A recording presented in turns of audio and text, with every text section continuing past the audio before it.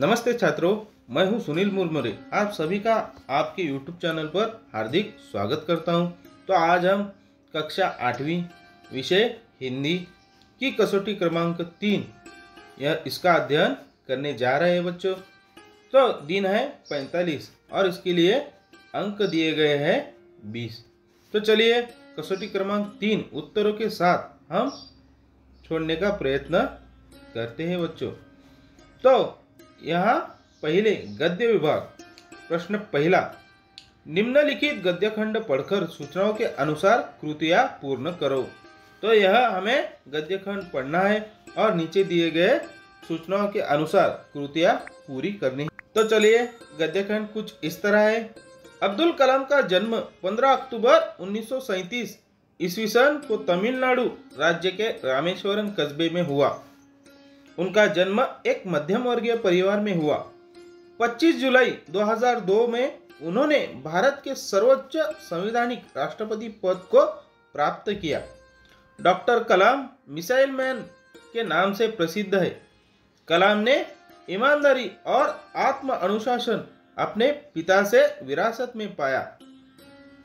1958 में कलाम ने वैज्ञानिक के रूप में पद संभाला। अग्नि प्रक्षेपण का सफल परीक्षण उन्हीं के मार्गदर्शन में हुआ। सन 1990 में भारत सरकार ने उन्हें भारत रत्न से विभूषित किया। तो पहला प्रश्न, संजाल पूर्ण करो। इसके लिए 2 अंक दिए गए हैं बच्चों। यह संजाल हमें पूर्ण करना है। डॉक्टर कलाम का सम्मान, तो पहला जवाब है राष्ट्रपति पद और दूसरा जवाब है भारत रत्न। इन सम्मानों से उन्हें विभूषित किया गया था। प्रश्न दूसरा, उपर्युक्त गद्यखंड पढ़कर एक शब्द में उत्तर दो। 2 अंक दिए गए हैं छात्रों।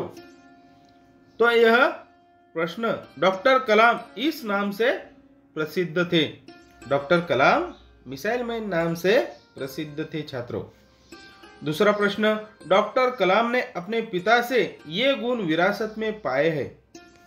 तो इसका जवाब, डॉक्टर कलाम ने अपने पिता से ईमानदारी और आत्म अनुशासन ये गुण विरासत में पाए हैं। तो प्रश्न तीसरा, विज्ञान शाप या वरदान इस विषय पर अपने विचार 4 से 5 पंक्तियों में लिखिए। तो इसके लिए 2 अंक आपको दिए गए हैं। आज विज्ञान के बल पर मानव ने बहुत सारी कामयाबी हासिल की है। विज्ञान के कारण खेती में सुधार आ गया है। यातायात के गतिमान साधन निर्माण हुए हैं। इसके साथ साथ विज्ञान ने संहारक शस्त्रों का भी निर्माण किया है। वायु प्रदूषित हो रहा है, लेकिन विज्ञान का उपयोग हम समझदारी से करें तो विज्ञान शाप नहीं बल्कि वरदान माना जाएगा। तो चलिए आगे देखेंगे हम पद्य विभाग। और इसमें पहला प्रश्न, निम्नलिखित पद्यांश पढ़कर संजाल पूर्ण करो। इसके लिए गुण अंक दिए गए हैं 1। तो यह पद्यांश पढ़ने शुरू करेंगे हम बच्चों।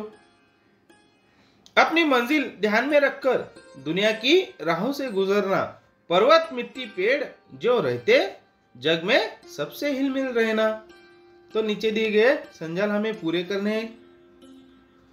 तो हमें इनकी तरह हिल मिलकर रहना है। तो किनकी तरह हमें हिल मिलकर रहना है छात्रों? तो हमें पर्वत मिट्टी पेड़ इनकी तरह हिल मिलकर रहना है। तो इसका उत्तर यहाँ हम लिखेंगे, पर्वत मिट्टी और यहाँ पेड़। जिस तरह पर्वत मिट्टी पेड़ का कभी साथ नहीं छोड़ते, उन्हें जकड़कर पकड़कर रखते, उसी तरह हमें एक दूसरे को जकड़कर पकड़कर रखकर साथ रहना है छात्रों।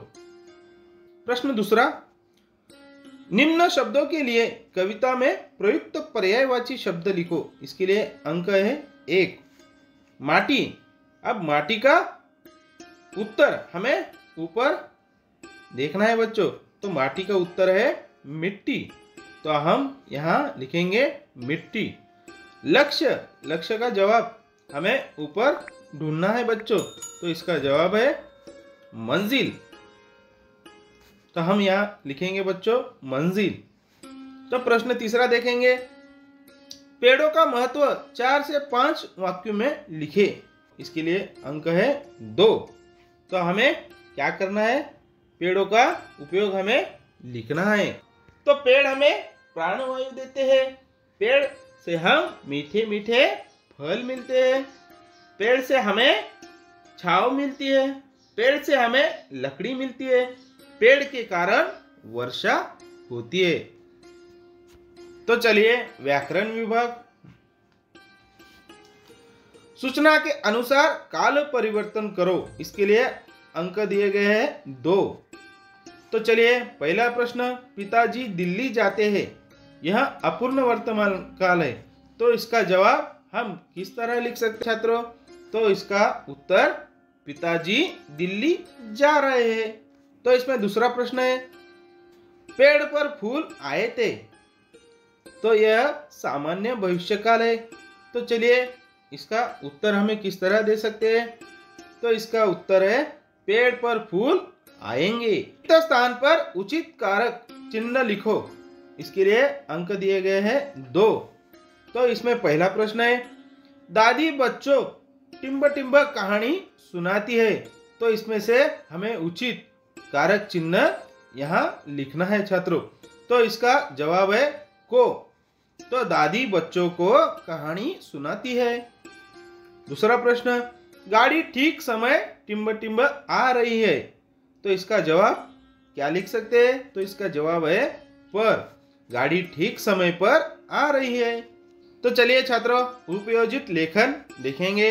प्रश्न, निम्नलिखित विषय पर 60 से 70 शब्दों में निबंध लिखो। इसके लिए अंक दिए गए हैं 5। ऑनलाइन कक्षा में अनुपस्थिति का कारण बताते हुए अपनी पाठशाला के प्रधानाचार्य को पत्र लिखो। चलिए पत्र लिखने। दिनांक 5/8/2021, श्री प्रधानाचार्य, भालेराव माध्यमिक विद्यालय, स्नेहनगर, लातूर। चलिए विषय देखेंगे। ऑनलाइन कक्षा में अनुपस्थिति का कारण बताते हुए पत्र। नीचे, महोदय, श्री प्रधानाचार्य सर जी, मैं माधव चौहान आपसे सविनय विनती करता हूं कि मैं अपनी पाठशाला में कक्षा 8वीं में पढ़ता हूं। पिछले 4 दिनों से मेरी तबीयत ठीक नहीं है, इसी कारण मैं ऑनलाइन कक्षा में अनुपस्थित रहा। मैं आपको विश्वास दिलाता हूं कि जैसे ही मैं ठीक हो जाऊंगा तभी पूरा अभ्यासक्रम मैं करूंगा। नीचे, माधव चौहान, इनका पता यहाँ हमें लिखना है। माधव चौहान नीचे लिखेंगे। वह छात्र कहाँ रहता है? वह छात्र जडाला, इस गांव में रहता है। तो इस तरह हमें यह पत्र लिखना है। तो आज हमने कक्षा 8वीं विषय हिंदी की कसौटी क्रमांक 3 इसका अध्ययन हमने आज किया है। तो आप सभी को यह वीडियो पसंद आया है तो आप हमारे YouTube चैनल को सब्सक्राइब कर सकते हैं। धन्यवाद।